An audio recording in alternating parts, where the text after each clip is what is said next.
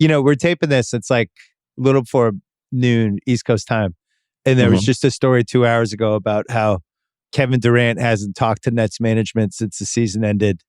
And the breadcrumbs are now being laid for the Nets to completely blow up. And this whole 2 years ago of the Nets are going to take over New York.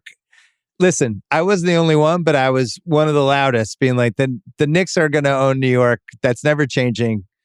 Good luck to the Nets, but they were always going to be the Clippers in New York. And now it feels like we're heading that way. It's like when the Mets got like Pedro and all those guys, and you're like, but they're not Yankees. It's not. Right. It doesn't matter.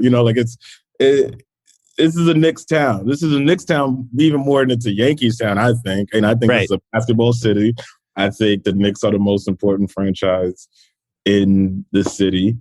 And if we get a winner, it's a wrap. I mean, you've seen the energy of the Garden just when we had that one team with Derrick Rose hobbling out there. And I mean, and God bless Derrick Rose, man. He gave us everything, man. I love that guy. He's one of my favorite. He's going to be one of my favorite Knicks of all time, just as how much he gave us when we needed it for that playoff run. But what's funny about that playoff run? Well, I think you lost in 5 to the Hawks. Yeah. And then they were like, we got to bring it back. And they paid all the guys to come back, and now they don't have cap space. Well, I think they tried to go crazy offense and it didn't. I think they lost their kind of defensive intensity and what kind of made them what they were. Well, Rose broke down, which makes sense because he was in the 2008 draft. And then it's about that time. I don't know what happened to Julius Randle, though. I didn't get that part. I didn't understand why he was unhappy and why he didn't play well and why there are all these stories about he was being a weird teammate. And I didn't get that. Yeah, he's like yelling at the fans and stuff. Yeah. Yeah. Because he was so happy the year before. I don't know what changed. So they got to get him going. But I think it's, New York's not for everybody. That city could be harsh, man. That Garden can be harsh. But Durant made a mistake not coming to New York.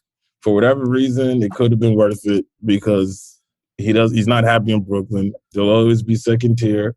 Kyrie, I don't know what he was thinking. I don't know why he wouldn't come to the Knicks. I remember I saw Blake at a party, and we were talking about it, and I was like, the Knicks, and he's just looking at me like, you're an idiot. The Knicks are not going to do anything. Right. But, whatever. Well, I think they had hit such rock bottom that they couldn't even convince these guys to come who wanted to be in New York. Like Durant wanted to leave Golden State and come to New York, and he didn't even, their star had fallen so dramatically. I mean, they would have years where they couldn't even get meetings with the free agents. They're the Knicks. I don't understand. I don't think that's the case anymore. No, I think it's getting fixed. Yeah, I think they've done an okay job of at least they're back in the mix a little. They keep talking about Dame. They're talking about Spider. We never know. We get one or two really, really good players. It changes the culture a little bit. What about Zion? What about rolling the dice on Zion? I'm always worried as a Knicks fan of signing a guy after big injuries just because he got burned so often with because it's happened 30 times to the Knicks. It always feels like we get the bargain barrel guy that we want.